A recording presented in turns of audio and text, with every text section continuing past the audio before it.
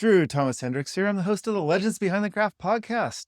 On this show, I talk with leaders in the wine and craft beverage industry. Today's show is sponsored by Barrels Ahead. At Barrels Ahead, we help the wine and craft industry build stronger bonds between their customers and brands through authentic content. Go to barrelsahead.com today to learn more. I am super excited today to talk with Jeff Gillis. Jeff's the founder and CEO of Winelikes. Now, Winelikes is a social media platform dedicated to the love of wine. Jeff, welcome to the show. Thank you. Thank you for having me, Jeff. Yeah, thank you for being on. So, Jeff, before we get into your history and your story, give our listeners a little idea of what Winelikes is. Definitely. I think, like you explained, it's a social media app all about wine. We like to say in our offices, if Instagram and Vivino had a baby, it would be Winelikes. We really want to get the wine novice involved. And where do you start? You know, there's so many options out there. You usually start by talking to your friends. And that's what we hope the Winelikes community is. Just one of your friends suggesting a great bottle of wine. Oh yeah, no, that's a great idea. Now, where did this inspiration come from? Like you're missing out, like Instagram was just too cluttered with non-wine stuff and Vivino didn't really have that social aspect.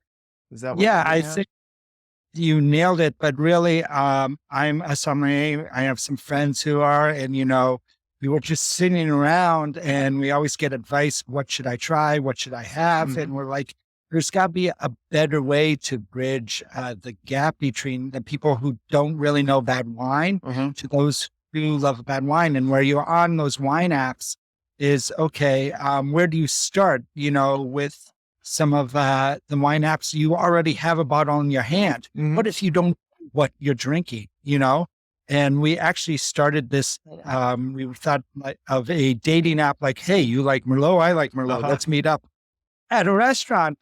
So that's where we're like, okay, where do you go for the best advice in your life, your family and friends? So like, why wouldn't you go there for wine? And instead of reading off these reviews on some wine apps, like, I don't know who this person is behind the wall. I don't know if it's a paid bot just to promote the wine. I want to see someone I trust and I know, my peers. And that's where it really began. Oh, that's interesting. Now, give. I mean, I have not created an app. Talk to us about what it takes to actually get an app created, produced, and put up on the App Store.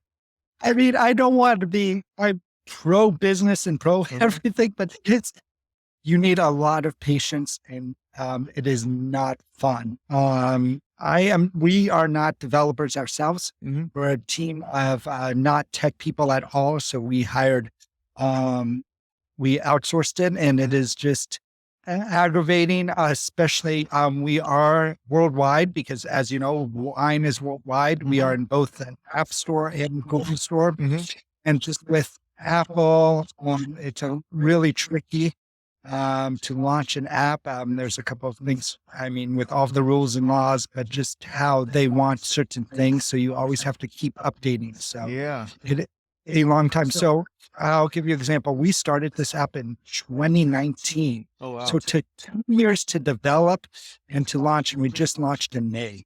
Oh, wow. So it's brand new. It's brand new, yeah. So, and it takes a long time. So, like I said, if you have patience, do it. If you have, it's a lot of fun, but it's very aggravating. You will want to throw your phone against the wall many times because, you can't control technology. Mm-hmm. And when you think you fix a bug, 2 more bugs arrive. So it's constantly checking it, constantly updating it. And so what was one of the biggest hurdles that you had to overcome over the last, almost 4 years? I think with us dealing with COVID is and hiring out side of the company is just all of these other companies we're seeing people leaving and jumping ship, going to higher paid jobs. So we ran into issues like, we went through the company we hired. We went through 4 project managers, 2 different development teams. So and that's what took so long. So I think it was just, that was the biggest aggravation on our part. Oh yeah. No, I can definitely commiserate with that, being developing websites and marketing, project management, finding a key project management that really guarantees the success of the project. It really does. It really does. Now you have an MBA in entrepreneurship, and I I I do. do as well. Talk to us about that, and how did that help you make the transition from like hospitality into actually being a founder of an app?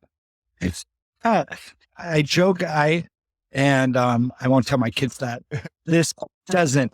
It's funny because I probably like you got an MBA before the internet, pretty much. Yeah, it was And it was the internet. It was like 2000 when I got mine. yeah, so me too, but it's very irrelevant. Uh-huh. But I think more my background is, and some of us in the office is, my undergraduate is in hospitality, hotel, restaurant management. Mm-hmm. And I used to be in restaurants and hotels. Okay. And so there is a lack of restaurants and hotels, I think, on wine apps or social media in general. And it's like, where do you go to try wine? Or you're usually going out for dinner. Mm-hmm. So how do you encompass, especially being a small business? And if you know anything about the restaurant business, the profits are pennies. Yeah. Pennies. And it's like, where do you strive to go get more guests? And yes, you can do all of the internet, social paid media and all of that. But, our app, we're trying to incorporate the restaurants to have a meetup aspect where, hey, you like all this bottle of wine, it's down the street at Bistro XYZ. Mm-hmm. Check it out. So, yes, I'm thankful for my MBA, especially on the accounting side where, learning all about that, the balance sheet and all of that. But honestly, I always tell people, get real life experience. I do have to say it's the accounting and finance because I majored in philosophy, so I had no business background, even though I kind of ran a company before the MBA. But it was really the nuts and bolts stuff that I think, as a liberal art major, that I needed to get from there. But you talked about the restaurants and getting guests, and one of my biggest questions: how do you build a social media platform from scratch when there's no one in the platform on day one? You start to market. We've done beta testing, but that wasn't successful just because, again, with developing an app and launching an app, there's many hurdles that you need to go through. With Apple, Google, Android is a lot easier to beta test. But that's just okay. We started going out to wine bars and talking to wine bars and say, hey, can we do a little example? Oh. Can we buy people some wine and, show up? So we just started going to local businesses to promote local businesses to get users. Then eventually, obviously, because of social media and we're a social media app, interesting enough, you have to go to all the other social media apps to market your app. We have not done so yet. We still have some work to work out. And we will start doing that and doing the paid socials and then, the influencer marketing. But it's really, hopefully you rely on your friends and to help you out. You create what's called dummy accounts and take up fake people to do postings and to get them rolling. Just kind of charge it up a little bit at the beginning.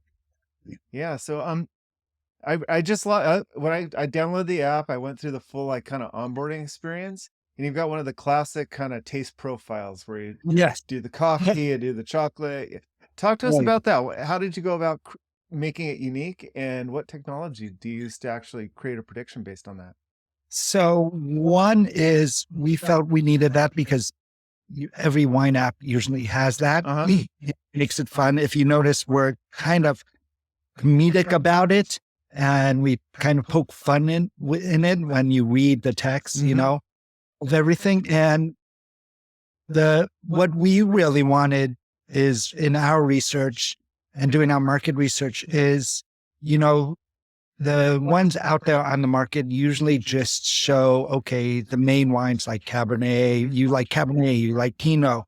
We loaded I think we have over 65 varietals. I know. It told me I like Sylvaner, which is very good. But yeah, that's the thing is, and that's what wine is worldwide, and you'll never learn about that, and hopefully you'll shop well, carry one. But that's what we wanted to show, is that it's not just an AI or an algorithm showing you, okay, buy this supermarket Pinot Noir or something. we want to show you that there's so many varietals. And if you don't like one wine, you might like something different. And so you try it, it's this trying is the spice of life, we like to say. So we just, that's just back end creating Excel sheets and building our own, we have our own API for that. Oh, okay. Now, how do you use that? Currently, how's the app using that sort of consumer taste So profile? if you go, we have a food and beverage pairing. So Yeah, I you was can ask put about that. Perfect you're transition. cooking. Yeah. And so how we did it is, depending on what you're cooking, you'll get 3 choices. You'll get 5-star rated. And this is all from the Winelikes community. So this isn't from, an outsourced or a bot saying, okay, you're going to like these wines. This is, hey, Drew over there just had XYZ Pinot Noir. He rated it 5 stars. It's $5 and he had it with salmon and you're cooking salmon. So try this.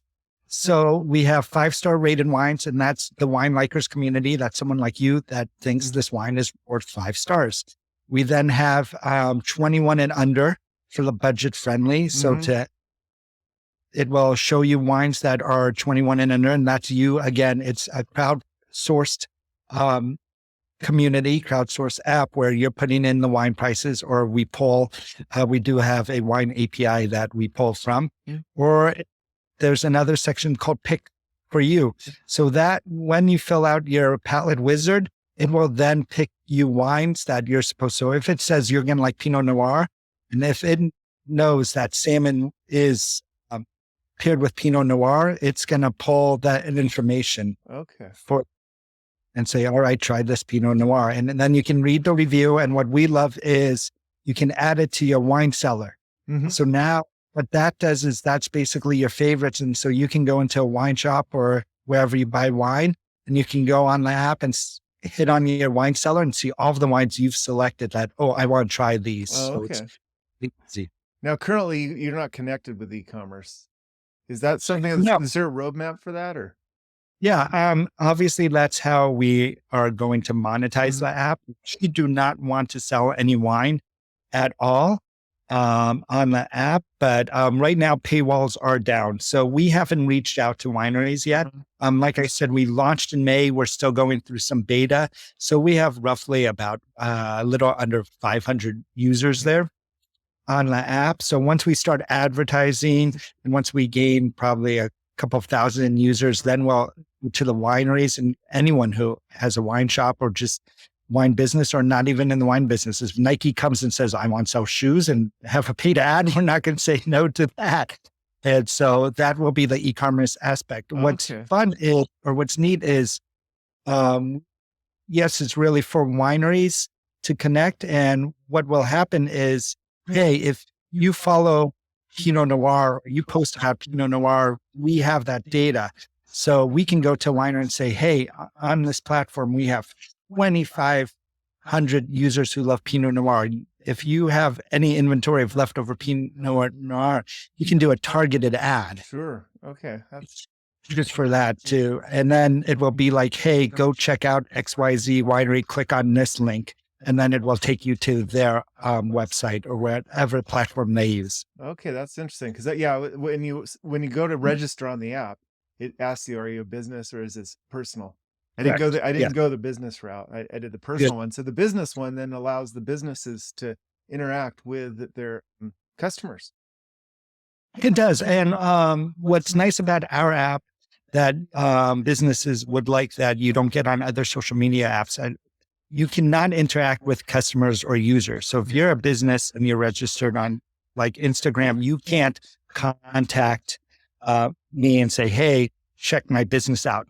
In our app, you can. Okay. So we to promote wineries reaching out, and we know that wine clubs would be really interested because they can do an ad and it can show up in your inbox on the app saying, hey, I noticed you like Cabernet. We have a sale right now going on with the 2019 Cabernet. So check us out. Oh, okay. Now what sort of give us an idea, for businesses, what sort of analytics they get or insights they can get on the kind of their user base. Yeah, definitely. When they subscribe or do an ad. We'll give them all of the information. We'll let them know when they reach out, hey, I want to do an ad on Cabernet. We'll tell them exactly these are how many users that, like Cabernet or have an interest in Cabernet. If, XYZ winery comes to us, we can say, look, by the way, these specific users have already posted about XYZ wineries. So they're already drinking your wine. Cross-reference them and see if they're wine club members. If not, reach out and maybe you can get them to buy more wine, or better yet, become a wine club member. Oh, okay. So give them all the statistics they want and of the breakdowns that we have. Oh, that's really interesting. On the so when the wineries are interacting with the customers, in an ideal world, what sort of feedback have you gotten so far on this app since May? With that, we haven't honestly started. We've just like the general customer base. Customer base, they're loving it. They're loving the features and all that. It's fun. I'm sure they're enjoying that. There's not much noise, but more importantly, that they can actually follow people or see their friends, on the social media sites now. And one of the reasons why we started this is I can't even see my friends anymore. There's so noise there. There's so much AI involved, and we're honestly AI free. I like AI free, the human driven. Yes, exactly. It's, like I mentioned before, it's crowdsourced. So you're actually talking to real people and seeing what they're doing and what we like to say in their wine journey. Well, that's good. No, and today's, with all the chat GPT and everything we're hearing about today is AI. Right. AI. It's nice. It's fresh to hear somebody that's, just bringing the community back. Yes, I think so. And I think what we've noticed, it's so fragmented. Like you have all of these groups on Facebook, and then you have some on you have Instagram, now Threads, and then you have the TikTok. And it's like, where can you go just to see everyone, see what they're doing, see, like I said, their wine journey, and all in one place. And that's what we hope to do. And you don't have that where you said on the wine apps, and as well as, like I said, where do you go to enjoy wine? And I always tell my friends, which is a big thing, is, there's tons, as wine events, and how do you find them? And like I tell people, your supermarket does do tastings sometimes, or your wine shop does do tastings, and they're usually free or very low cost. And so we're doing a feature, it's wine events and tastings where any businesses can put where they're trying their wine and tasting their wine. Well, that's interesting. Yeah, so an event thing. In talking about engagement and events, you've got something that I don't quite understand. Unique challenges is what you've got on your. Yeah. Talk about these unique challenges and how sounds like a fascinating engagement tool. So, to our demographic, or our main demographic, we want to 25 to 45. And when we were thinking about doing this app, and off the research is, that kind of, I like points. I like Wordle. Let's try to do the treasure hunt. And I want to learn about stuff. So we do have daily, I wouldn't say daily, we have quizzes where you can take, they're all about wine, or in some aspects about wine. For example, I took a couple quizzes just before this show. Nice. I passed. How you do? Didn't get 100%. I got thrown. I read it too quickly. It says, click all the ones except. I just found one. Oh, that works. Yeah, I do. It's me. It's one of my coworkers. So we kind of throw in some screwballs every there and then to make it really fun. But so what that is, again, it's just education and making it really fun and learning about wine, and where you can challenge yourself, but challenge your friends. And if you notice on your profile, you'll gain points. So you can brag to your friends, hey, I got 200 points. How many points do you have on the wine app? And what's really fun and great for users and businesses is you can submit your own quizzes. I saw that. So you can that surprised me. Yeah, we'll take about 24 to 48 hours to review it to make sure. So you do police it and make sure they're not. And make sure all the answers are correct. And I think it's a great way, especially for businesses as well, is to ask consumers, hey, what kind of wines do you like, or what do you do, so you can better brand yourself. Oh, that's great. Now, where did this idea of gamifying the social network come from? Because it's, to me, that was one of the freshest things I saw as I was Right. I touring the think app. definitely. I think, like I said, we're trying to reach the 25 to 45 demographic. I mean, obviously everyone drinks wine, but in doing our research, the less people or the younger people aren't drinking as much or aren't drinking. So let's engage them more. And how do we do that? And, let's make it a lot more fun where they can, like I said, challenge each other, submit their own quizzes, have fun with the app. I mean, wine should be fun. Wine, we like to think of wine as an everyday occurrence and, not just on special occasions. So let's make it as much fun as we can. Oh, sure. And that forced game to be. And let's teach people about wine and to things, because it has so much. It's one of the oldest beverages of the world. Oh, yeah. I can only imagine how you're going to have leaderboards and exactly. What a great idea. I want to step back for a second because you also have taken a few tests in your time. You're a WSET 2 and yes, correct. Talk to me about what it took. Any advice to our listeners on that might want to go down this road? To be honest, WSET 1 and 2 are pretty easy, which is it's when you get into W3 and obviously doing your W4 and all of that. It's just studying and making the time. I tried to, I have a family of 3, so it's really hard to make time. So it's just making sure you have the time and the notes and that you can study, and flashcards or doing, having groups of your peers knit together is always fun. And then like talking about the different levels of the WSET, this being a sommelier, I saw that people are like ranking their wine knowledge on the app, like right. novice up. Is that classification used at all to like influence like recommendations? So what we decided to do, we're taking that off for now because it's another question in the onboarding, as we market this app or learn with the public. I'm like, okay, there's a little too much onboarding questions when some of the other apps you can snap and you're on right now.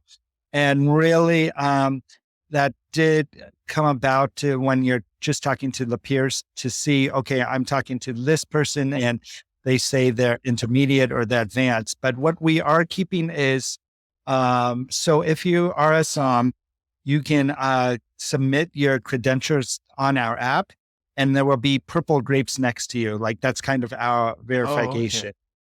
Just like, there's a blue check mark. Ours is free. It will always be free. We're not going to charge you to say, hey, I'm in the wine trade business or I have a diploma in some sort. So, and that's for level 1 to level 4 to, court masters and all of that. So at least, and like I said, what we notice on the other apps, especially the wine apps, where you don't know who you're talking to, you can leave a review, but how do I know this person knows what they're talking about? And at least, hey, kind of glad talk to a SOM kind of thing. Like, okay, Jeff posted, Jeff has a degree at WSET, so he knows at least he knows what he's talking about, or to know what you're talking about. Sure.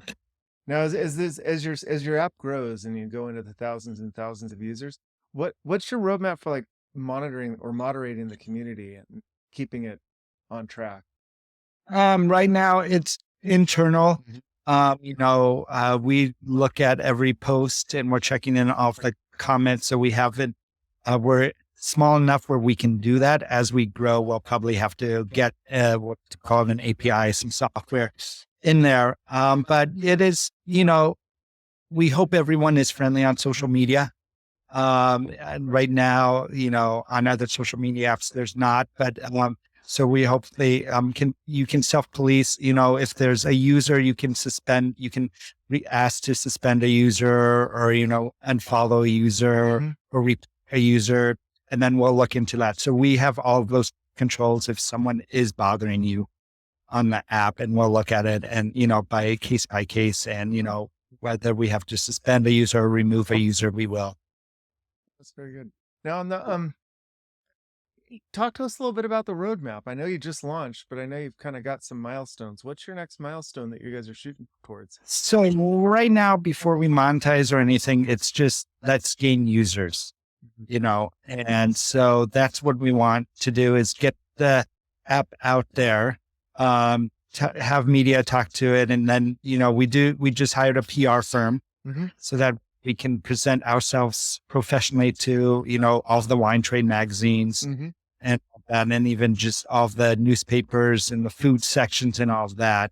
But it's really, okay, let's gain users and let's gain their feedback. In settings, you can say, it asks you can go report saying what things you would change. Every person who downloads the app or submits, creates a user, I email personally saying, hey, welcome to the app. These are the features. If you have any problems or issues or comments, please. It goes back to MySpace where you get a personal message from Tom. Exactly. It's funny you say that. So, and we set that up where one of the monetizing is, so everyone has to follow, there's one user on there called the Winelikes app.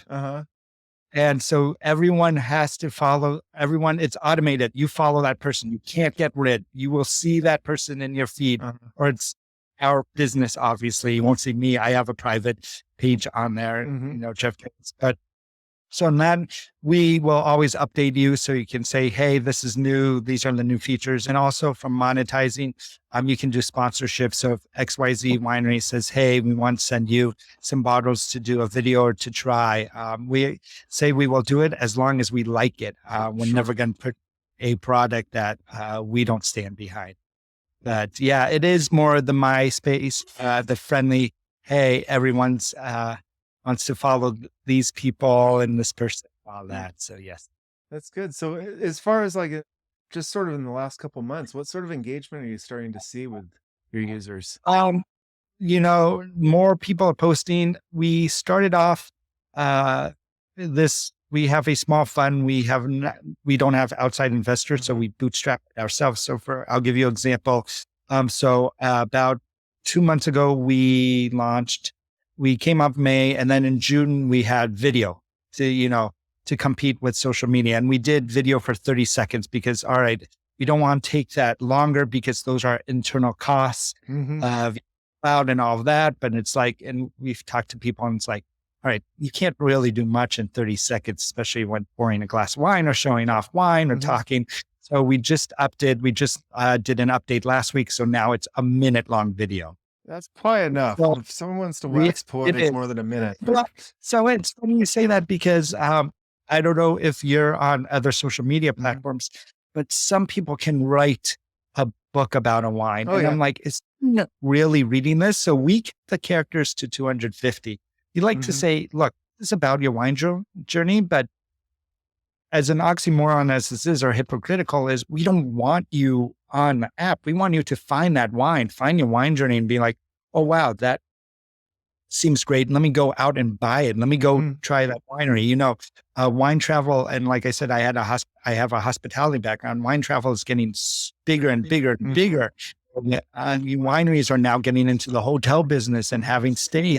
We hope to showcase that. And we want you to find a wine, find a place to enjoy that wine and go get off the app. And then, of course, then post it afterwards. I guess there's a lot of platforms where people can create their wine diary of pages and pages of tasting notes.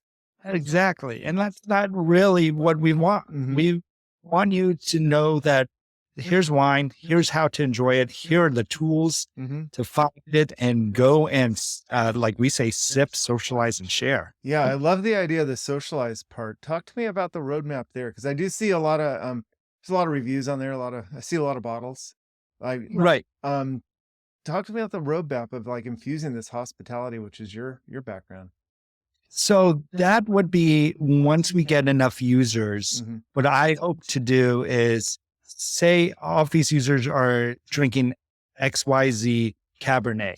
And I hope to go to my neighborhood restaurant and say, look, if sales are down or you need, more people through the door, this wine in this area is everyone's posting about XYZ Cabernet. Mhm. Maybe it would be beneficial if you brought it in and we could say something where, hey, everyone's enjoying this wine, come in and, get 10% off the wine bottle. And that's really the social aspect and bringing people together is what we hope for. Oh, So sure. that's what I really hope to use that data for, is really expanding the restaurant reaches. Can you give us an idea of the sort of your current staff structure or how you're running this? Um, it's I'm running it full time, but Mhm. I also have a full time job. Uh-huh. And then it's uh, three of my friends who are helping me part time, and then we've outsourced. Like I said, we a PR firm. Then we have a marketing firm. We've outsourced developers. So it is. I work. Luckily, I'm very My job is very flexible in what I'm doing now. Mhm. But I'm What are you probably. doing when you're not rating wines on or talking about wines on I'm Winelike? I'm actually in biotech. Are you? Oh, wow. Yeah. So I do marketing and patient outreach for a small biotech startup. Oh, cool. Well, that's what I'm doing right now. And then, so I'm usually up until 2 a.m. Doing Winelikes. Oh, that's And awesome. so the Winelikes is my exit strategy, which it will make enough money and be more popular that I can leave and dedicate to full time to Winelikes. And then the part timers all have, jobs in wines or marketing or their own businesses, and hopefully then they'll come on board once we can show a profit and we can pay for labor. Oh, yeah, no, I get that. No, we talked to a lot of founders on here, and I'm sure you've got a couple tips on how do you Yeah. juggle family, a job, and your future entrepreneurial initiatives. Aside from staying up It's at 2 a.m. and burning the candle at both ends. I'm lucky, or unlucky because kids grow up so fast. I already have kids on electronics that can enter themselves, as sad as that is. But I have a high schooler, a middle schooler, and a fourth grader. So, and luckily, summertime you can send them to their grandparents. Or they spend a lot of time with their friends or summer camps, so you Mhm. can dedicate time. And my wife owns her own business, so she understands the commitments. But it takes. Look, you're always going to be tired, Uh-huh. but the reward. It's about the reward, really. Mhm.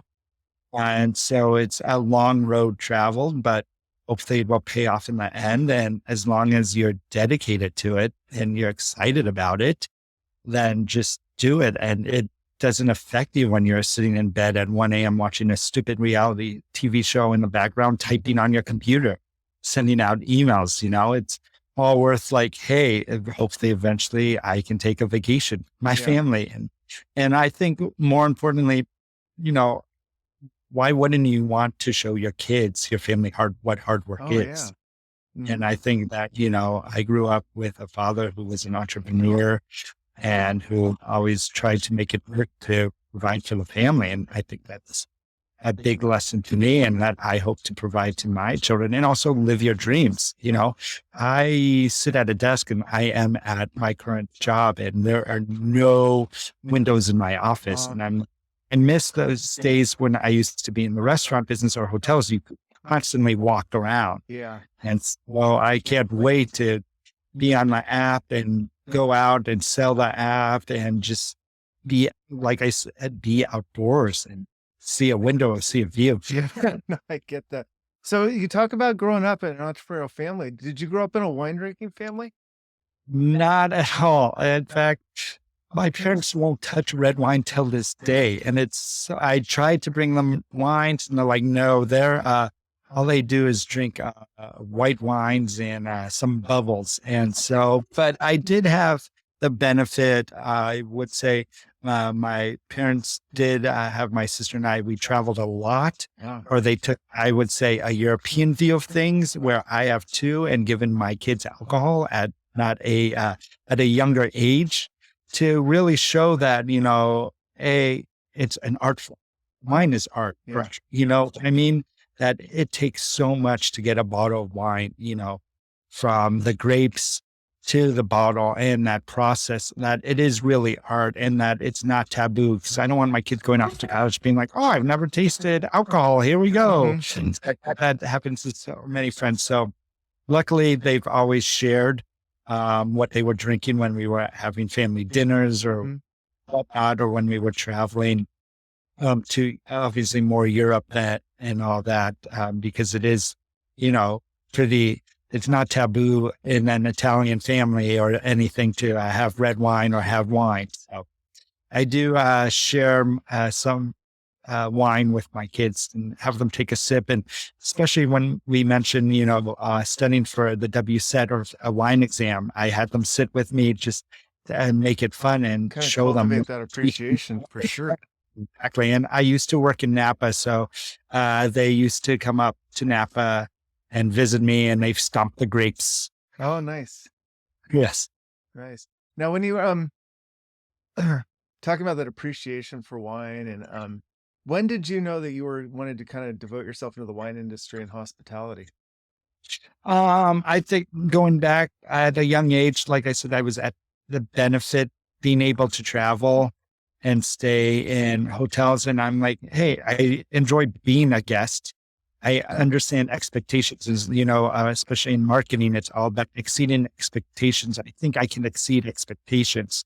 And I started in the front office and management in a hotel. And then there was a need for a restaurant manager. So I made the crossover because as a front desk manager, across the way was the bar. And all of these managers over there were having fun talking to guests. And all I was is getting phone calls about housekeeping and getting yelled at, and even about the restaurant. Hey, they didn't have this. And I'm like, this isn't fun. I'm just standing behind a desk and that restaurant manager is laughing it up and walking around. So, I made the transfer and I never looked back.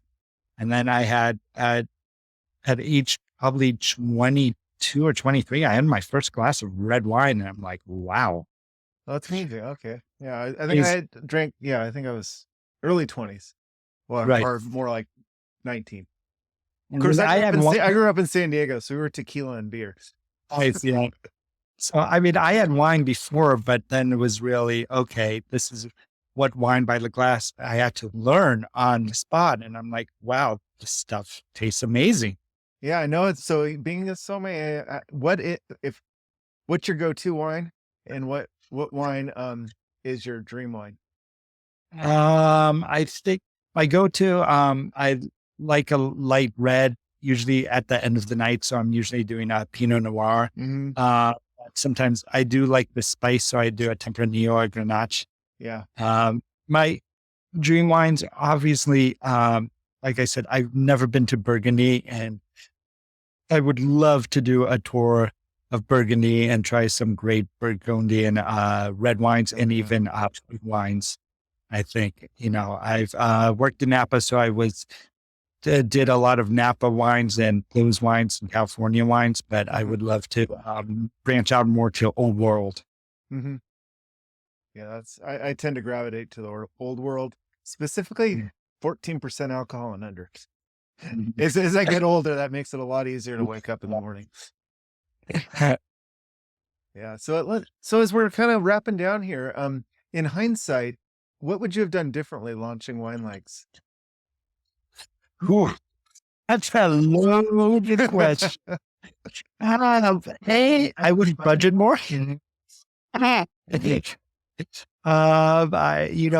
got budgets from companies and be like, okay, that works. And I went after those loans for that exact amount and didn't think, oh, it's technology or things always change and you always need more money.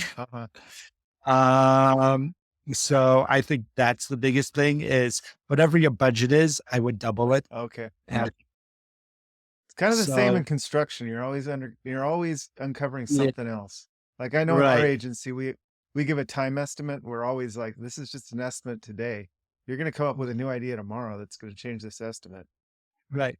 And I think we did our homework, but there's always do more and more research, especially tech everything changes. Mhm. And so, Talk. What sort of like 4 years? That's a whole tech. I mean, that's a right, long time in a tech life cycle. What changed while that you started that kind of you had to adapt to? AI, Oh, I yeah. think, right. And that's something we're looking at. Look, we hear everyone on the social media platforms when we don't want AI. Like I said, we want it to be crowdsourced. But is there an element of, okay, talk to AI some? So you can be talking to someone live, technically live right there to get advice. Do we add that feature? Mhm. But luckily for tech, it's made it cheaper Yeah. to do stuff. So I'm not complaining about that No, at all. that's perfect. Yeah. So, but I think what it and where it's easier to develop an app now. So you're always afraid, all right, is someone going to now come and just, look at threads? They just copied and pasted another app. Mm-hmm. So And it helps to have luckily, 200 million users that you can tap into. yeah, and that's the thing. So it's where we just want to make sure we're always adapting and stay up, always updating as well and adding more features. So for example, we have a list of probably 15 features we want to introduce at different levels and different things. For example, right now, if you look at our logo, it's red wine and all of that. So we're like, all right, we want to introduce, if you really love white wine, you can change your logo screen on your phone to have the white wine. And so, and have yellow colors instead of red colors and, fun things like that to always keep the user engaged. Oh, that's interesting. I like that. I did have to pick the color of my wine glass that I was going to And use. yeah, so that's really like, and again, that's just, okay. I always learned in restaurant marketing, usually you copy someone else, whatever restaurant they're doing something right. And then you put your own spin on it. So instead of just every social media app has a like button. Well, Yep. we're a wine social media. So let's make it a wine glass. Let's make it fun. Everyone complains. The biggest thing is like, you can only get one emoji color of red wine. It's like, all right, well, we can't pre-install emojis, but at least we can make your wine glass on your post, your color you want. And that's another thing. Okay, now we have to introduce orange wine.